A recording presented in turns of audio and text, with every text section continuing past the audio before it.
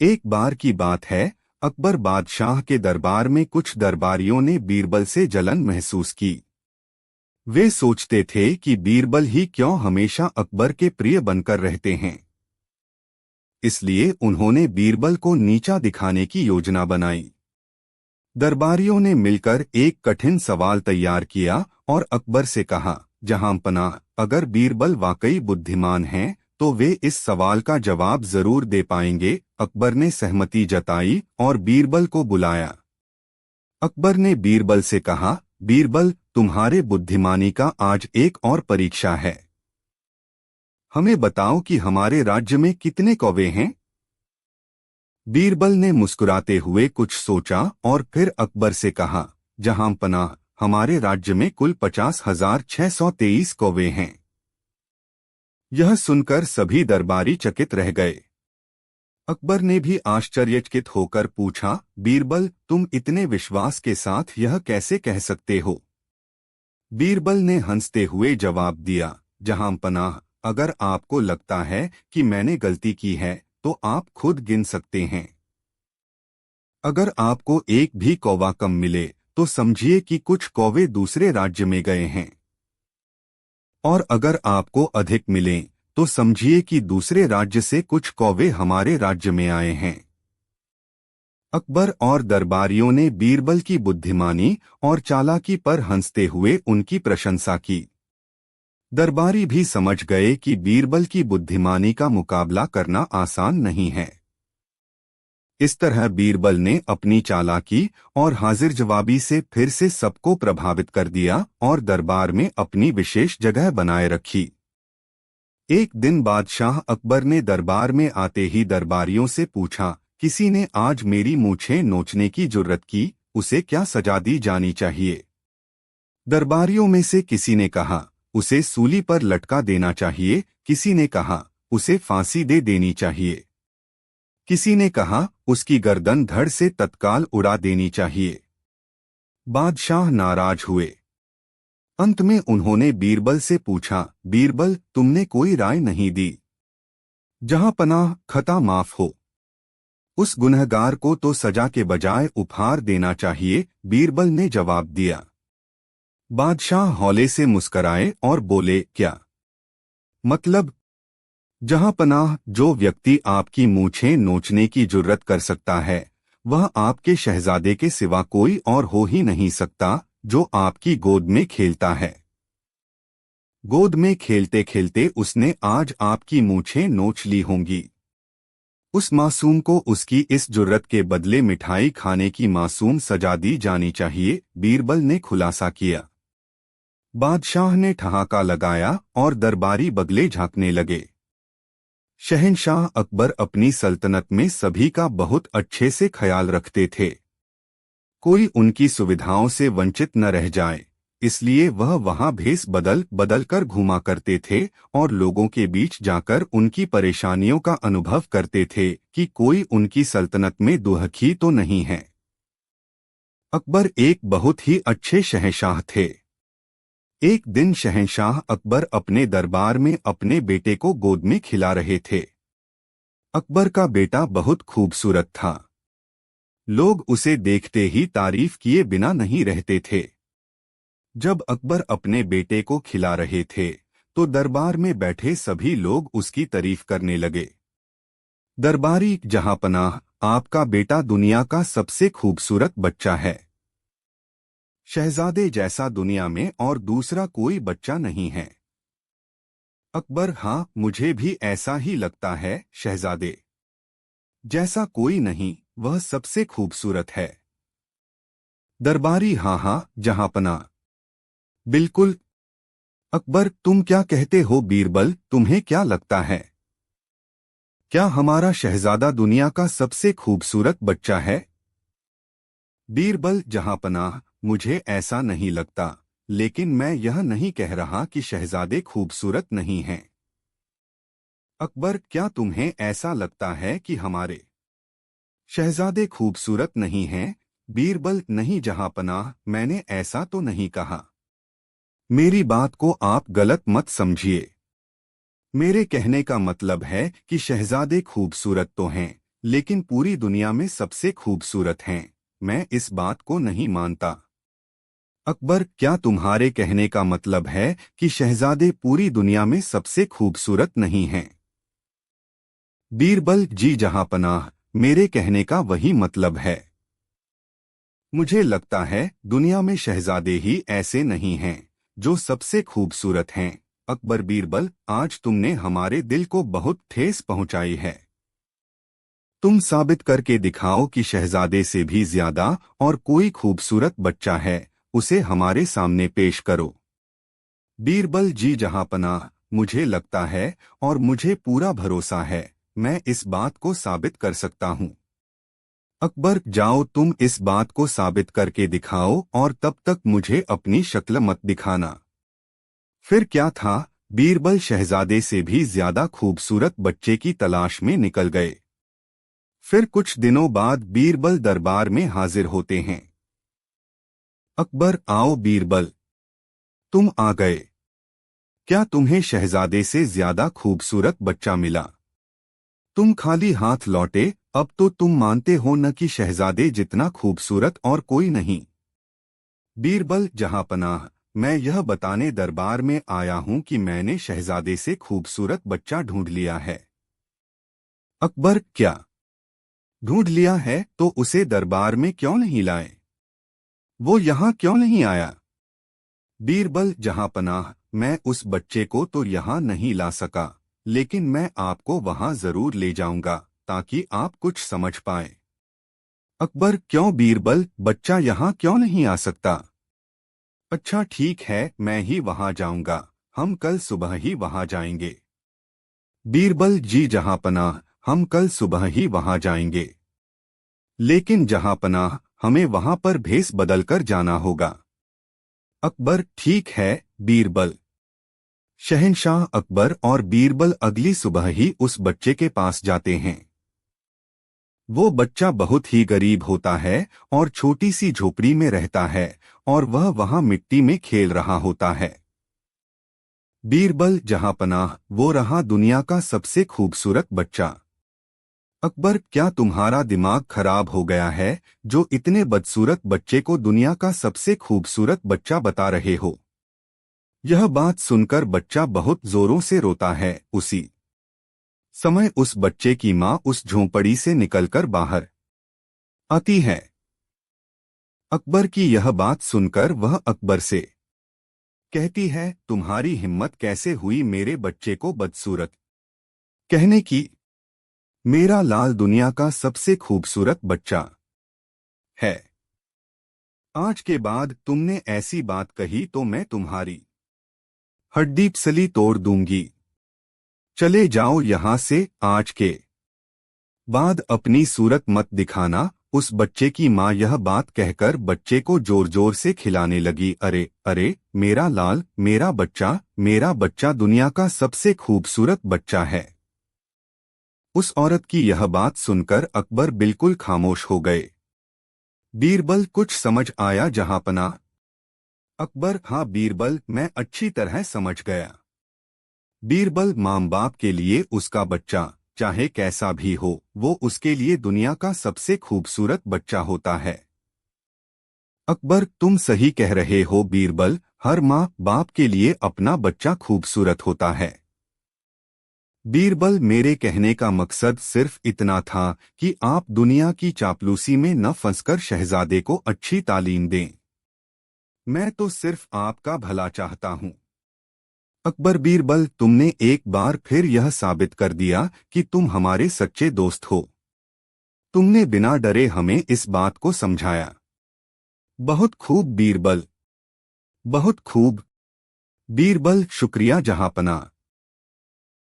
एक बार की बात है, बादशाह अकबर अपने दरबार में बैठे हुए थे। दरबार में बीरबल भी उपस्थित थे।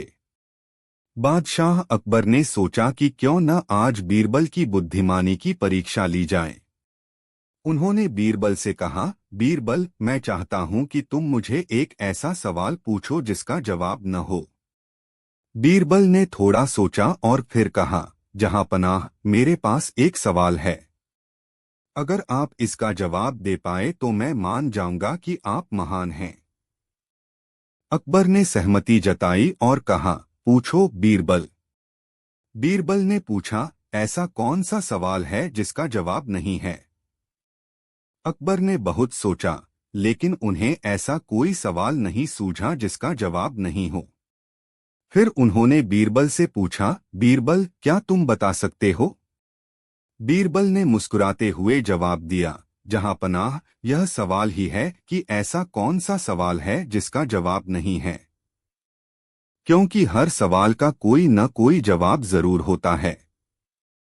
अकबर ने हंसते हुए कहा, बीरबल, तुम्हारी बुद्धिमानी का कोई मुकाबला नहीं। तुमने एक बार फिर साबित कर दिया कि तुम कितने सूझबूझ वाले हो। शिक्षा। इस कहानी से हमें यह सीख मिलती है कि हर समस्या का समाधान होता है और हर सवाल का जवाब। बस हमें सही दृष्टिकोण और सूझबूझ से सोचना चाहिए। साथ ही बुद्धिमानी और चतुराई से हर चुनौती का सामना किया जा सकता है। अकबर बीरबल की हाजिर जवाबी के बड़े कायल थे। एक दिन दरबार में खुश होकर उन्होंने बीरबल को कुछ पुरस्कार देने की घोषणा की। लेकिन बहुत दिन गुजरने के बाद भी बीरबल को पुरस्कार की प्राप्ति नहीं हुई। बीरबल बड़ी ही उलझन में थे कि महाराज को याद दिलाए तो कैसे। एक दिन महाराजा अकबर यमुना नदी के किनारे शाम की सैर पर निकले। बीरबल उनके साथ था। अकबर ने वहां एक ऊंट को घूमते देखा। अकबर ने बीरबल से पूछा, बीरबल, बताओ, ऊंट की गर्दन मुड़ी क्यों होती है? बीरबल ने सोचा, महाराज को उनका वादा याद दिलाने का यह सही समय है। उन्होंने जवाब दिया, महाराज, यह ऊंट किसी से वादा करके भूल गया है, जिसके कारण ऊंट की गर्दन मुड़ गई है। महाराज कहते हैं कि जो भी अपना वादा भूल जाता है तो भगवान उनकी गर्दन ऊंट की तरह मोड़ देता है। यह एक तरह की सजा है। तभी अकबर को ध्यान आता है कि वो भी तो बीरबल से किया अपना एक वादा भूल गए हैं। उन्होंने बीरबल से जल्दी से महल में चलने के लिए कहा और महल में पहुंचते ही सबसे पहले बीरबल को पुरस्कार की धनराशि उसे सौंप दी और बोले, मेरी गर्दन तो ऊंट की तरह नहीं मुड़ेगी बीरबल। और यह कहकर अकबर अपनी हंसी नहीं रोक पाए। और इस तरह बीरबल ने अपनी चतुराई से बिना मांगे अपना पुरस्कार राजा से प्राप्त किया। बीरबल तंबाकू खाया करते थे, मगर बादशाह अकबर नहीं खाते थे। एक दिन बादशाह अकबर को लज्जित करने के लिए सैर का बहाना करके तंबाकू के खेत में ले गए। वहां जाकर उन्होंने एक गधा खेत में चरने के लिए छुड़वा दिया। जब गधे ने तंबाकू नहीं खाया तो बादशाह अकबर बोले, बीरबल, देखो तंबाकू कैसी बुरी चीज है कि इसे गधा तक नहीं खाता। हाँ जहांपना, यह सच है, गधे तंबाकू नहीं खाते, इंसान ही खाते हैं, बीरबल ने जवाब दिया। बीरबल का यह कटाक्ष सुनकर बादशाह अकबर शर्म से पानी पानी हो गए। किसी समय बीरबल ने अकबर को यह कहावत सुनाई थी कि खाकर लेट जा और मारकर भाग जा, यह सयाने लोगों की पहचान है। जो लोग ऐसा करते हैं, जिंदगी में उन्हें किसी भी प्रकार का दुख नहीं उठाना पड़ता। एक दिन अकबर को अचानक ही बीरबल की यह कहावत याद आ गई। दोपहर का समय था। उन्होंने सोचा कि बीरबल अवश्य ही खाना खाने के बाद लेटता होगा। आज हम उसकी इस बात को गलत सिद्ध कर देंगे। उन्होंने एक नौकर को अपने पास बुलाकर पूरी बात समझाई और बीरबल के पास भेज दिया। नौकर ने अकबर का आदेश बीरबल को सुना दिया। बीरबल बुद्धिमान तो थे ही, उन्होंने समझ लिया कि बादशाह ने उसे क्यों तुरंत आने के लिए कहा है। इसलिए बीरबल ने भोजन करके नौकर से कहा, ठहरो, मैं कपड़े बदलकर तुम्हारे साथ ही चल रहा हूं। उस दिन बीरबल ने पहनने के लिए चुस्त पाजामा चुना। पाजामे को पहनने के लिए वह कुछ देर के लिए बिस्तर पर लेट गए। पाजामा पहनने के बहाने वे काफी देर बिस्तर पर लेटे रहे। फिर नौकर के साथ चल दिए। जब बीरबल दरबार में पहुंचे तो अकबर ने कहा, कहो बीरबल, खाना खाने के बाद आज भी लेटे या नहीं? बिल्कुल लेटा था जहांपना। बीरबल की बात सुनकर अकबर ने क्रोधित स्वर में कहा, इसका मतलब तुमने हमारे हुक्म की अवहेलना की है। हम तुम्हें हुक्मोदूली करने की सजा देंगे। जब हमने खाना खाकर तुरंत बुलाया था, फिर तुम लेटे क्यों? बादशाह सलामत, मैंने आपके हुक्म की अवहेलना कहाँ की है? मैं तो खाना खाने के बाद कपड़े पहनकर सीधा आपके पास ही आ रहा हूं। आप पैगाम ले जाने वाले से पूछ सकते हैं। अब यह अलग बात है कि इस चुस्त पाजामा को पहनने के लिए मुझे लेटना पड़ा था, बीरबल ने सहज भाव से उत्तर दिया। बादशाह अकबर बीरबल की चतुरता को समझ गए और मुस्करा पड़े। एक दिन बीरबल बाग में टहलते हुए सुबह की ताजा हवा का आनंद ले रहा था कि अचानक एक आदमी उसके पास आकर बोला, क्या तुम मुझे बता सकते हो कि बीरबल कहाँ मिलेगा? बाग में, बीरबल बोला। वह आदमी थोड़ा सकपकाया, लेकिन फिर संभलकर बोला, वह कहाँ रहता है? अपने घर में, बीरबल ने उत्तर दिया। हैरान परेशान आदमी ने फिर पूछा, तुम मुझे उसका पूरा पता ठिकाना क्यों नहीं बता देते? क्योंकि तुमने पूछा ही नहीं, बीरबल ने ऊंचे स्वर में कहा। क्या तुम नहीं जानते कि मैं क्या पूछना चाहता हूं? उस आदमी ने फिर सवाल किया। नहीं, बीरबल का जवाब था। वह आदमी कुछ देर के लिए चुप हो गया। बीरबल का टहलना जारी था। उस आदमी ने सोचा कि मुझे इससे यह पूछना चाहिए कि क्या तुम बीरबल को जानते हो? वह फिर बीरबल के पास जा पहुंचा, बोला, बस मुझे केवल इतना बता दो कि क्या तुम बीरबल को जानते हो? हाँ, मैं जानता हूं, जवाब मिला। तुम्हारा क्या नाम है? आदमी ने पूछा। बीरबल ने उत्तर दिया। अब वह आदमी भौंचक्का रह गया। वह बीरबल से इतनी देर से बीरबल का पता पूछ रहा था और बीरबल था कि बताने को तैयार नहीं हुआ कि वही बीरबल है। उसके लिए यह बेहद आश्चर्य की बात थी। तुम भी क्या आदमी हो? कहता हुआ वह कुछ नाराज सा लग रहा था। मैं तुमसे तुम्हारे ही बारे में पूछ रहा था और तुम न जाने क्या क्या उटपटांग बता रहे थे। बताओ, तुमने ऐसा क्यों किया? मैंने तुम्हारे सवालों का सीधा सीधा जवाब दिया था, बस। अंततः वह आदमी भी बीरबल की बुद्धि की तीक्ष्णता देख मुस्कराए बिना न रह सका। एक बार की बात है, बादशाह अकबर ने अपने दरबारियों के सामने एक अजीब सवाल रखा। उन्होंने पूछा, दुनिया की सबसे बड़ी सच्चाई क्या है? दरबार में सन्नाटा छा गया। सभी दरबारी सोच में पड़ गए, पर किसी के पास कोई ठोस जवाब नहीं था। अंत में अकबर ने बीरबल की तरफ देखा और कहा, बीरबल, तुम बताओ, दुनिया की सबसे बड़ी सच्चाई क्या है? बीरबल मुस्कुराए और बोले, जहांपनाह, इसका जवाब देने के लिए मुझे थोड़ा समय चाहिए। अकबर ने उन्हें एक दिन का समय दिया। अगले दिन बीरबल ने अकबर को जंगल में चलने के लिए कहा। अकबर और बीरबल दोनों घोड़े पर सवार होकर जंगल की ओर चल पड़े। जंगल के बीचों बीच पहुंचने पर बीरबल ने कहा, जहांपनाह, यहाँ थोड़ी देर रुकिए। बीरबल एक बड़े पेड़ के नीचे बैठ गए और अकबर को भी बैठने के लिए कहा। अकबर ने थोड़ा असहज महसूस किया, लेकिन फिर भी बैठ गए।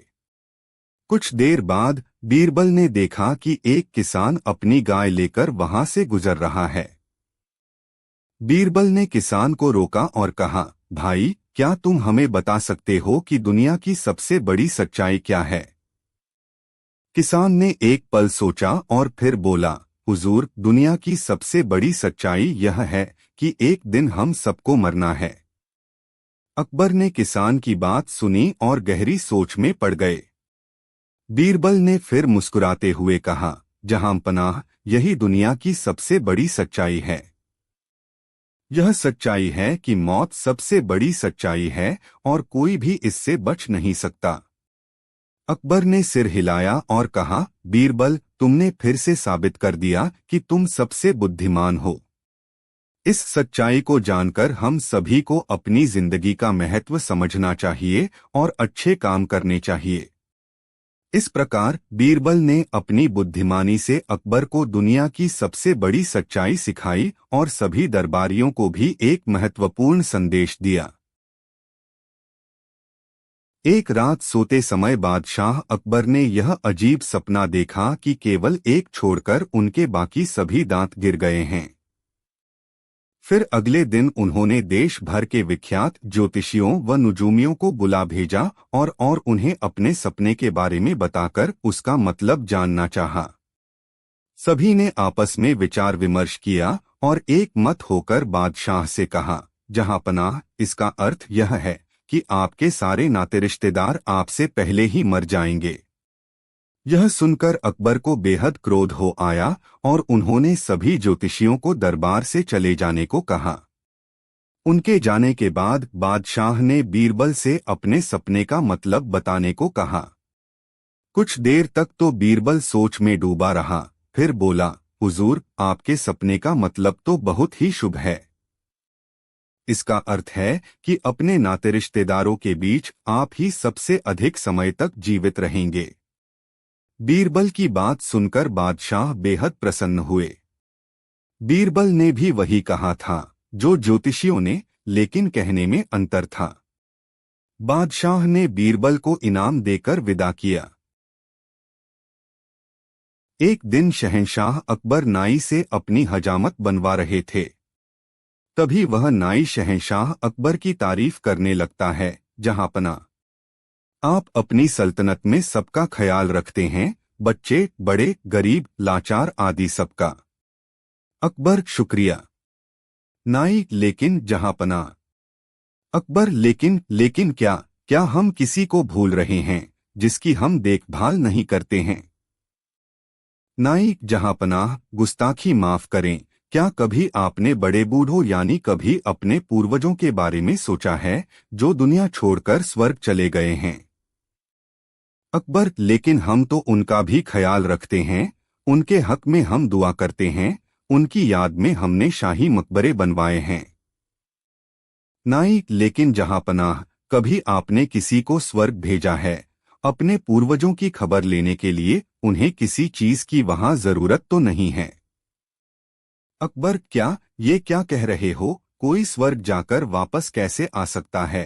तुम्हारा दिमाग खराब हो गया है क्या? कोई स्वर्ग की यात्रा करके वापस कैसे आ सकता है? नाई, जहांपनाह, मैं सच कह रहा हूं। मैं एक ऐसे योगी बाबा को जानता हूं जो स्वर्ग भेजकर वापस बुला सकते हैं। वजीर अब्दुल्ला उनके भक्त हैं। आप चाहें तो वजीर अब्दुल्ला से कहकर आप उस योगी को बुला सकते हैं। अकबर, ठीक है, तुम कल ही वजीर अब्दुल्ला से कहकर उस योगी को बुलाओ। फिर अगले दिन वजीर अब्दुल्ला उस योगी बाबा को लेकर आते हैं। अकबर, वजीर अब्दुल्ला, क्या योगी बाबा दरबार में आ गए हैं? वजीर अब्दुल्ला, जी जहांपनाह, वो दरबार के बाहर ही खड़े हैं। आपकी इजाजत हो तो उन्हें बुलाया जाए। अकबर, जी वजीर अब्दुल्ला, उन्हें बुलाया जाए। योगीराज निरंजन बाबा दरबार में हाजिर होते हैं।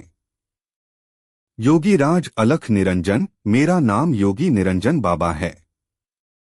अकबर, हमने सुना है योगी जी, आप किसी को भी स्वर्ग भेजकर वापस बुला सकते हैं, यह बात सच है?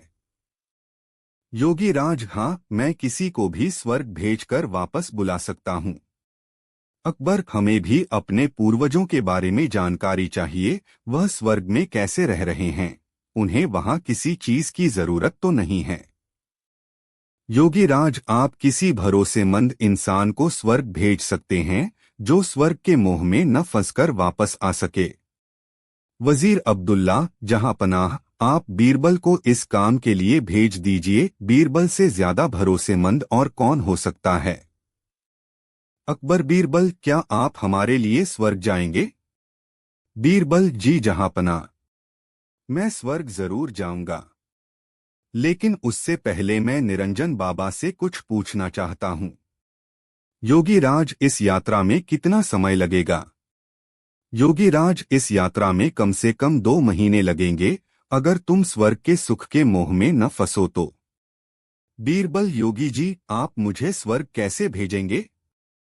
योगीराज, मैं एक पवित्र आग जलाऊंगा, उसमें तुम्हें प्रवेश करना है। वैसे तो यह क्रिया कहीं भी हो सकती है, लेकिन हम इसे गंगा नदी के किनारे करेंगे। बीरबल, जहांपनाह, मैं काफी दिनों के लिए अपने घर से दूर रहूंगा, इसलिए मैं 4-5 दिन की मोहलत मांगता हूँ, कुछ अधूरे काम निपटाने हैं। अकबर, ठीक है बीरबल। योगीराज जी, आप यह काम 5 दिन बाद संपन्न करें। अब 5 दिन बाद बीरबल को जलाने के लिए ले जाया जाता है। स्वर्ग की यात्रा के लिए योगीराज विधि संपन्न करते हैं। वह एक चिता पर फूल और कुछ सामग्री डालते हैं और बीरबल के माथे पर तिलक करते हैं और चित हो जाने को कहते हैं। बीरबल, अलविदा। जहांपनाह।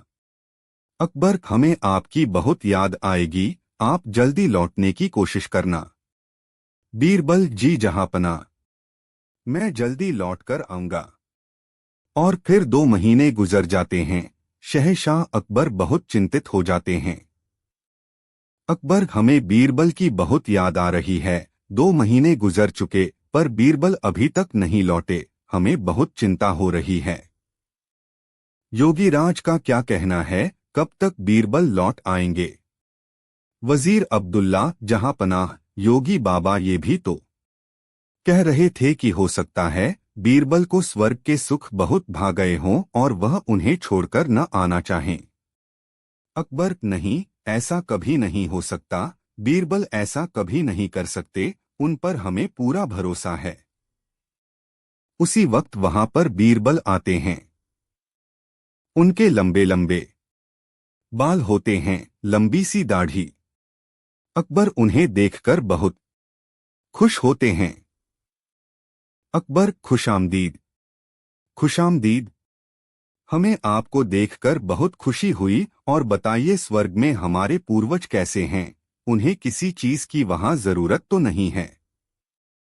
बीरबल, नहीं जहांपनाह, उन्हें किसी भी चीज की जरूरत नहीं है, वे वहां बहुत खुश हैं।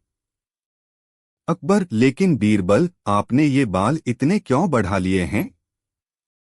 बीरबल, जहांपनाह, मेरे ही नहीं, वहां पर सभी के बाल बहुत लंबे हैं। वहां पर कोई नाई नहीं है बाल काटने के लिए, इसलिए उन सभी ने यहाँ पर जो नाई है उसे बुलाने के लिए कहा है, ताकि वो वहां सबके बाल काट सके।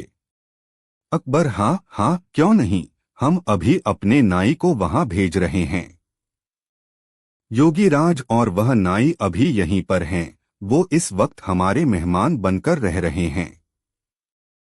हम अभी स्वर्ग भेजने की क्रिया करवाते हैं। योगीराज और उस नाई को बुलाते हैं, वो दोनों दरबार में हाजिर होते हैं। अकबर उनसे कहते हैं, योगीराज, स्वर्ग में नाई की जरूरत है, आप जल्दी से इस नाई को स्वर्ग भेजने की क्रिया शुरू कीजिए। नाई अपने घुटनों पर गिरकर, जहांपनाह, मुझे माफ कर दीजिए, मुझसे ये सब वजीर अब्दुल्ला ने करवाया था, क्योंकि वह बीरबल की शोहरत से जलते हैं और बीरबल को अपने रास्ते से हटाना चाहते थे, और ये बाबा भी पाखंडी है। पता नहीं बीरबल उस आग से कैसे बच गए, लेकिन मैं नहीं बचूंगा, मुझे माफ कर दीजिए। अकबर, क्या इतनी बड़ी साजिश बीरबल के खिलाफ? सिपाहियों, इस पाखंडी बाबा और इस नाई को ले जाओ और काल कोठरी में डाल दो। और तुम वजीर अब्दुल्ला, मुझे तुमसे यह उम्मीद नहीं थी। मैं अगर चाहूं तो तुम्हें अभी फांसी पर लटका दूं, लेकिन तुमने हमारी कई साल हिफाजत की है, इसलिए हम तुम्हें इस देश से निकाल देते हैं। सिपाहियों, इसे ले जाकर सरहद के बाहर छोड़ आओ और फिर कभी अपनी शक्ल मत दिखाना। अच्छा बीरबल, मेरे बुद्धिमान दोस्त, ये बताओ कि तुम्हें इस साजिश का कैसे पता लगा? बीरबल जहांपनाह, जब मैंने योगीराज के मुंह अगम प्रवेश करने वाली बात सुनी तो मुझे लगा दाल में कुछ काला है। तभी तो मैंने आपसे 5 दिन की मोहलत मांगी और मैंने उन 5 दिनों में एक ऐसी सुरंग तैयार करवाई जो उस जगह से सीधे मेरे घर को जाती है।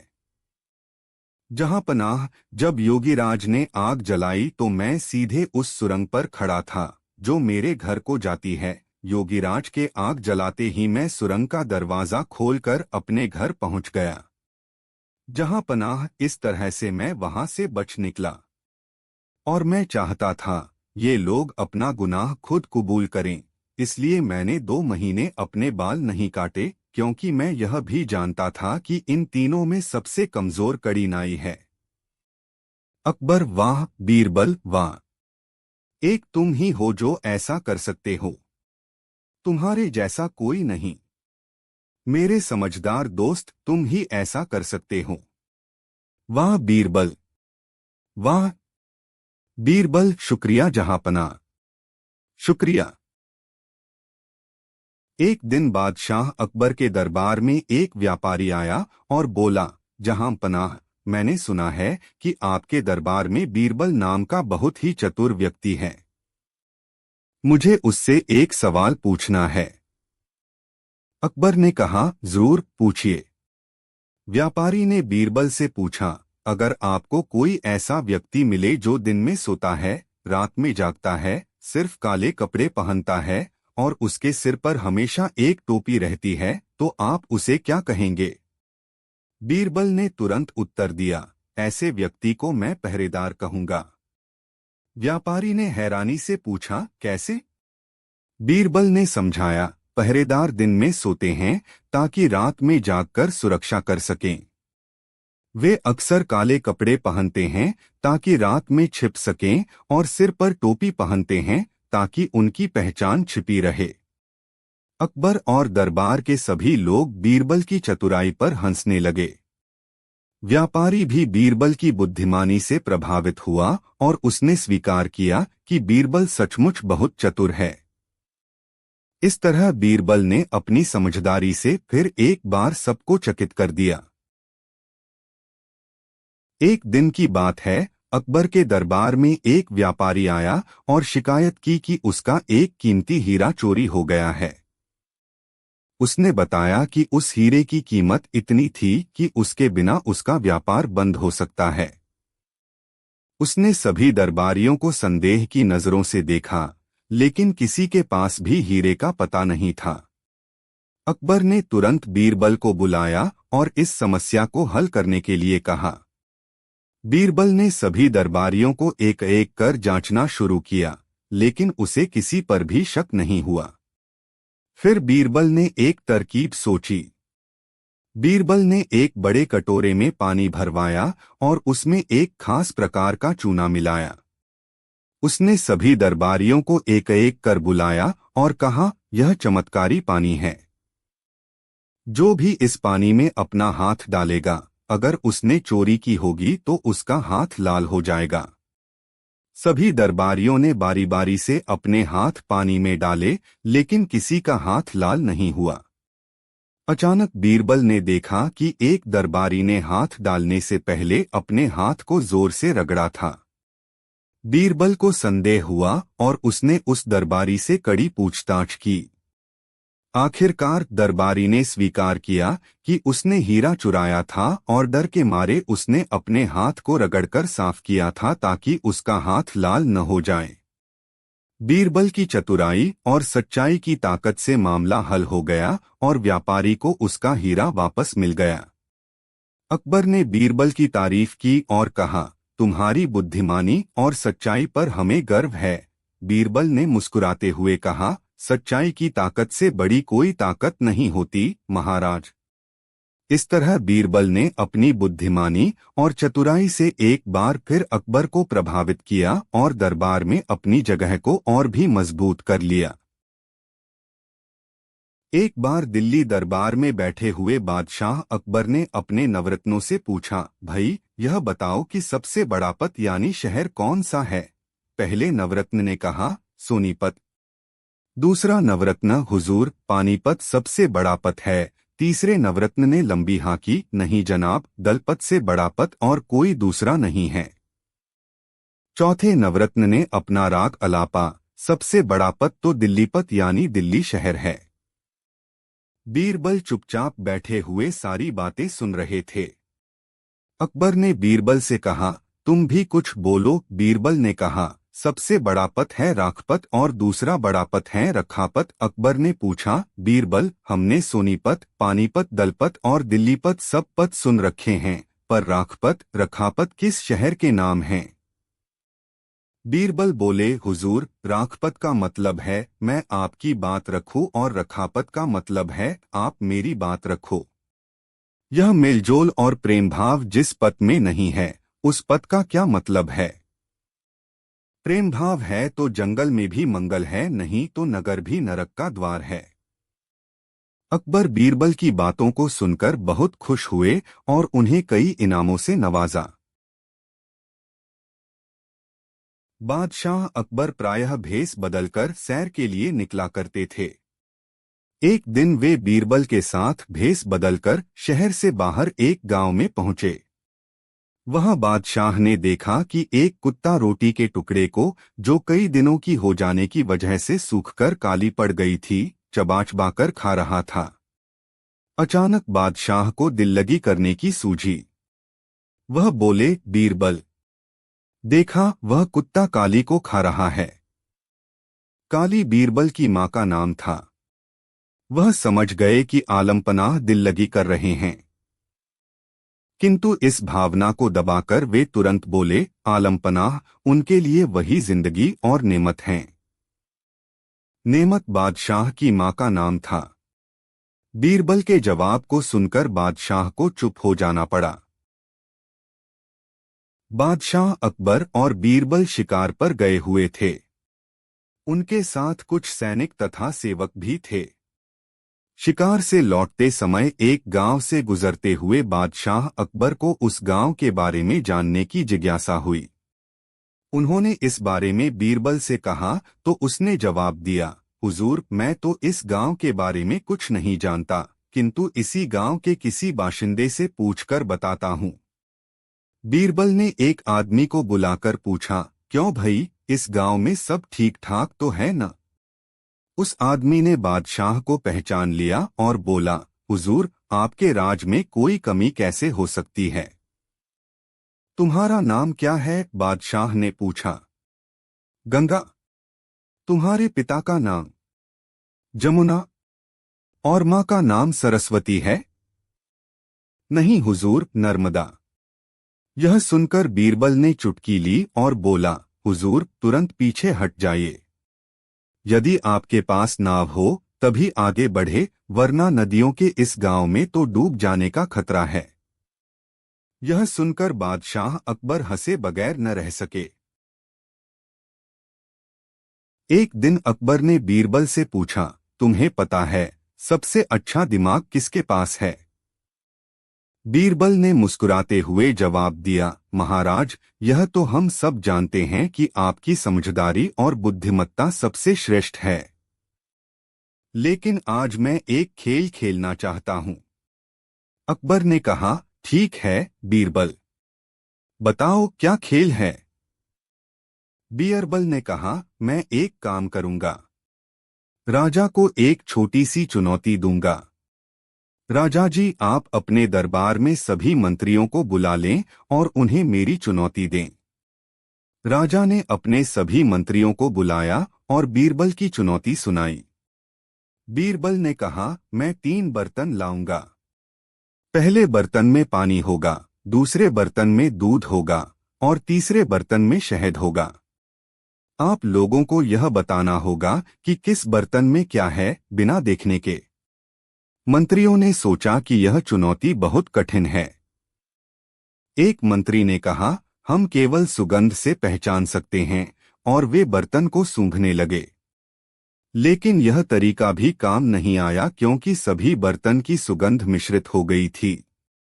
फिर बीरबल ने एक बर्तन को खुला छोड़ा और कहा, मैं इस बर्तन को घर ले जा रहा हूँ। इसका पत्ता अभी नहीं खोला जाएगा।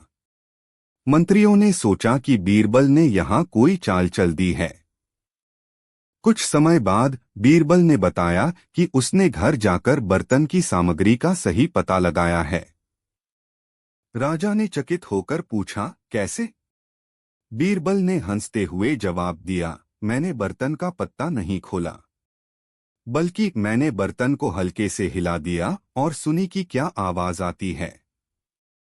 पानी, दूध और शहद की आवाज अलग अलग होती है। शिक्षा।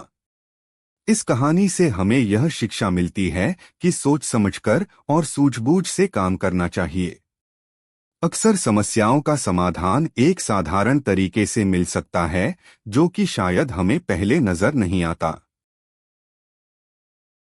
एक दिन अकबर के दरबार में चर्चा हो रही थी कि लोग कितने धनवान हो सकते हैं। अकबर ने अपनी बुद्धिमत्ता दिखाने के लिए एक चुनौती दी। उसने कहा, जो भी मेरे सामने सबसे अनोखी बात लाएगा, उसे बड़ा इनाम मिलेगा। दरबार में सभी मंत्री और दरबारी सोचने लगे। अचानक बीरबल सामने आया और उसने कहा, महाराज, मैं एक ऐसा प्याला लाऊंगा जो किसी भी चीज को कभी भी भर न सके। अकबर ने हंसते हुए कहा, यह तो असंभव है, लेकिन अगर तुम ऐसा कर सको तो मैं तुम्हें इनाम दूंगा। बीरबल ने एक दिन का समय मांगा और घर लौट गया। अगले दिन बीरबल ने एक सोने का प्याला लाकर अकबर के सामने रखा। प्याला बहुत खूबसूरत और शानदार था, लेकिन उसके नीचे एक छोटी सी छेद थी। बीरबल ने कहा, महाराज, इस प्याले में चाहे कितना भी पानी क्यों न डाला जाए, यह कभी भी पूरा नहीं भर सकता, क्योंकि नीचे से पानी हर बार बह जाएगा।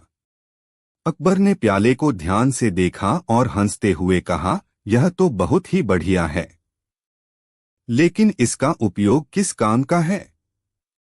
बीरबल ने मुस्कुराते हुए कहा, महाराज, इसी तरह से कुछ लोग होते हैं जो कभी भी संतुष्ट नहीं होते। वे कभी भी पूर्णता का अनुभव नहीं कर सकते, क्योंकि उनका दिल हमेशा खाली रहता है, जैसे इस प्याले का नीचे से हमेशा पानी बहता रहता है। अकबर ने बीरबल की बुद्धिमत्ता की तारीफ की और उसे बड़ा इनाम दिया। बीरबल ने बताया कि जीवन में संतोष महत्वपूर्ण है और हमें हमेशा अपनी इच्छाओं को संतुलित रखना चाहिए। आशा है कि आपको यह कहानी पसंद आई हो। बादशाह अकबर के दरबारियों को अक्सर यह शिकायत रहती थी कि बादशाह हमेशा बीरबल को ही बुद्धिमान बताते हैं, औरों को नहीं। एक दिन बादशाह ने अपने सभी दरबारियों को दरबार में बुलाया और 2 हाथ लंबी 2 हाथ चौड़ी चादर देते हुए कहा, इस चादर से तुम लोग मुझे सिर से लेकर पैर तक ढक दो तो मैं तुम्हें बुद्धिमान मान लूंगा। सभी दरबारियों ने कोशिश की, किंतु उस चादर से बादशाह को पूरा न ढक सके। सिर छिपाते तो पैर निकल आते, पैर छिपाते तो सिर चादर से बाहर आ जाता। आड़ा तिरछा, लंबा चौड़ा, हर तरह से सभी ने कोशिश की, किंतु सफल न हो सके। अब बादशाह ने बीरबल को बुलाया और वही चादर देते हुए उन्हें ढकने को कहा। जब बादशाह लेटे तो बीरबल ने बादशाह के फैले हुए पैरों को सिकोड़ लेने को कहा। बादशाह ने पैर सिकोड़े और बीरबल ने सिर से पांव तक चादर से ढक दिया। अन्य दरबारी आश्चर्य से बीरबल की ओर देख रहे थे। तब बीरबल ने कहा, जितनी लंबी चादर उतने ही पैर पसारो। एक बार की बात है, अकबर बादशाह और उनके प्रिय मंत्री बीरबल बगीचे में टहल रहे थे। बादशाह अकबर अपने बगीचे के फूलों और पौधों की सुंदरता का आनंद ले रहे थे। अचानक अकबर ने बीरबल से एक सवाल पूछा, बीरबल, क्या तुम मुझे यह बता सकते हो कि इस दुनिया में सबसे ज्यादा मीठी चीज क्या है? बीरबल ने मुस्कुराते हुए कहा, जहांपनाह, यह सवाल बहुत ही रोचक है। इसका उत्तर देने से पहले मुझे थोड़ा समय चाहिए। अकबर ने उसे समय देने का वादा किया और बगीचे में टहलते रहे। कुछ समय बाद बीरबल एक प्याला लेकर आया जिसमें गुड़ भरा हुआ था। उसने कहा, जहांपनाह, यह गुड़ है। इसे चखिए और बताइए कि क्या यह दुनिया की सबसे मीठी चीज है। अकबर ने गुड़ चखा और कहा, हाँ, यह बहुत मीठा है, लेकिन मुझे नहीं लगता कि यह दुनिया की सबसे मीठी चीज है। बीरबल ने कहा, आप सही कह रहे हैं जहांपना। गुड़ मीठा है, लेकिन यह सबसे मीठी चीज नहीं है। फिर बीरबल ने एक तश्तरी में मिठाई पेश की और कहा, यह लड्डू है। इसे चखिए और बताइए कि क्या यह सबसे मीठी चीज है।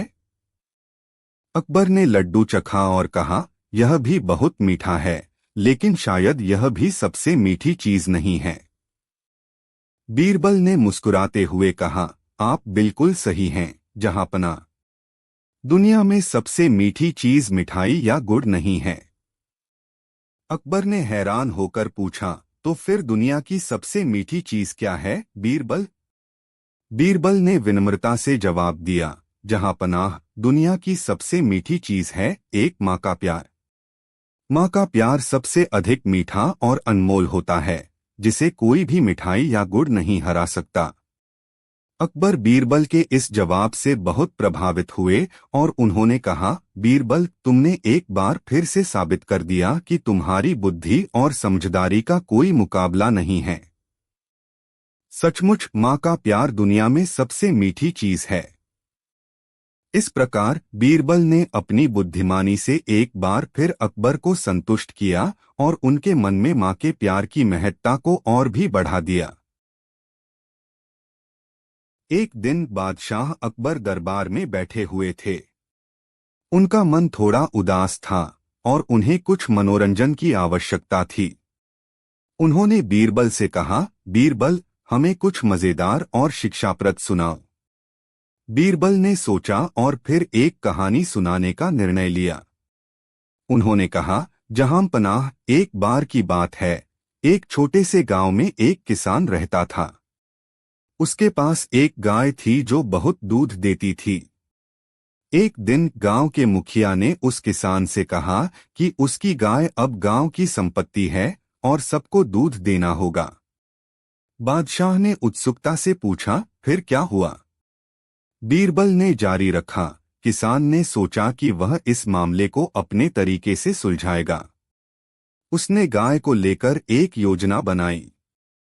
उसने मुखिया के पास जाकर कहा, मुखिया जी, यह गाय मेरी तो है, लेकिन मैं इसे गांव की भलाई के लिए दान करना चाहता हूं। मुखिया ने खुश होकर कहा, बहुत अच्छा। अब यह गाय गांव की संपत्ति है। अगले दिन किसान ने गांव के सभी लोगों को बुलाकर कहा, अब यह गाय सबकी है, इसलिए इसे चराने और इसका ख्याल रखने की जिम्मेदारी भी सबकी होगी। हर दिन अलग अलग व्यक्ति इसे चराने जाएगा। गांव के लोग इस नए नियम से खुश नहीं थे, लेकिन उन्हें कोई चारा नहीं था। हर दिन कोई न कोई गाय को चराने ले जाता और शाम को वापस लाता। धीरे धीरे लोगों को एहसास हुआ कि गाय की देखभाल करना आसान काम नहीं है। वे थकने लगे और उनका उत्साह खत्म होने लगा।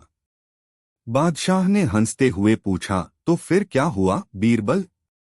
बीरबल मुस्कुराते हुए बोला, जहांपनाह, कुछ ही दिनों में गांव के लोग मुखिया के पास गए और कहा, मुखिया जी, यह गाय बहुत मेहनत का काम है, इसे किसान को ही वापस दे दो और वह जो भी दूध दे हम उसे खरीद लेंगे। मुखिया ने सहमति दे दी और गाय वापस किसान को सौंप दी।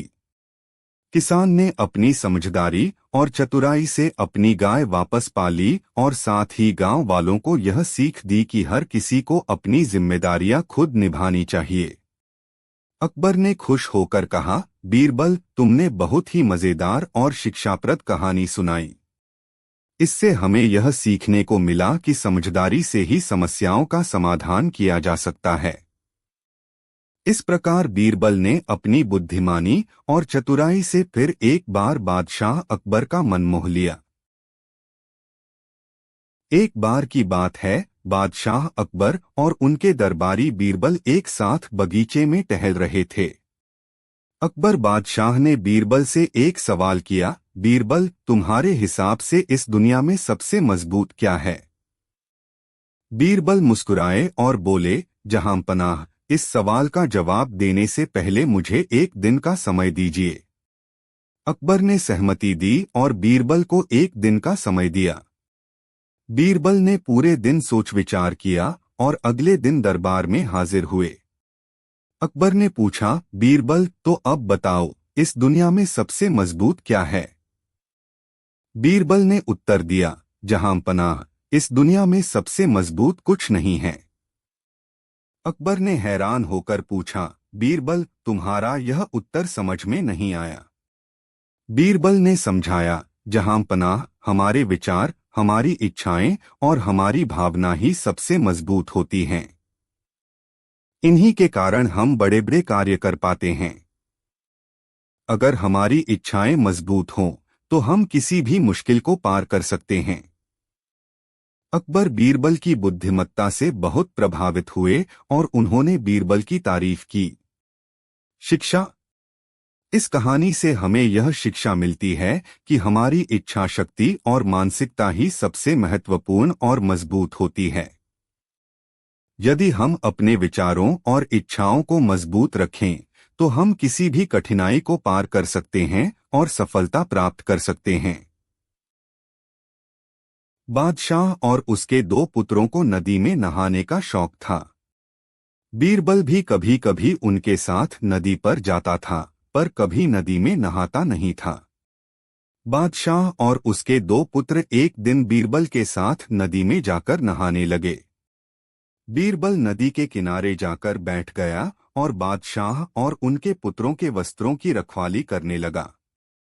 बीरबल ने उनके वस्त्र अपने कंधों पर टांग लिए। बादशाह को बीरबल को हमेशा से छेड़ते रहने की आदत थी। नदी में खड़े खड़े बादशाह सलामत ने बीरबल को छेड़ा और कहा कि ऐसा लगता है कि तुम्हारे कंधों पर एक गधे का बोझ लदा है।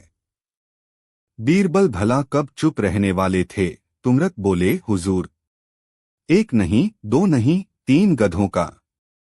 बादशाह यह सुनकर फौरन चुप्पी साध गए, क्योंकि तीनों के वस्त्र बीरबल ने अपने कंधों पर लटका रखे थे। बादशाह अकबर को मजाक करने की आदत थी। एक दिन उन्होंने नगर के सेठों से कहा, आज से तुम लोगों को पहरेदारी करनी पड़ेगी। सुनकर सेठ घबरा गए और बीरबल के पास पहुंचकर अपनी फरियाद रखी। बीरबल ने उन्हें हिम्मत बंधाई, तुम सब अपनी पगड़ियों को पैर में और पायजामों को सिर पर लपेटकर रात्रि के समय में नगर में चिल्ला चिल्लाकर कहते फिरो, अब तो आन पड़ी है। उधर बादशाह भी भेष बदलकर नगर में गश्त लगाने निकले। सेठों का यह निराला स्वांग देखकर बादशाह पहले तो हंसे, फिर बोले, यह सब क्या है? सेठों के मुखिया ने कहा, जहांपनाह, हम सेठ जन्म से गुड़ और तेल बेचने का काम सीख कर आए हैं, भला पहरेदारी क्या कर पाएंगे? अगर इतना ही जानते होते तो लोग हमें बनिया कहकर क्यों पुकारते? बादशाह अकबर बीरबल की चाल समझ गए और अपना हुक्म वापस ले लिया। एक दिन बीरबल दरबार में देर से पहुंचे। जब बादशाह ने देरी का कारण पूछा तो उन्होंने बताया, मैं क्या करता हुजूर, मेरे बच्चे आज जोर जोर से रोकर कहने लगे कि दरबार में न जाऊं। किसी तरह उन्हें बहुत मुश्किल से समझा पाया कि मेरा दरबार में हाजिर होना कितना जरूरी है। इसी में मुझे काफी समय लग गया और इसीलिए मुझे आने में देर हो गई। बादशाह को लगा कि बीरबल बहानेबाजी कर रहे हैं।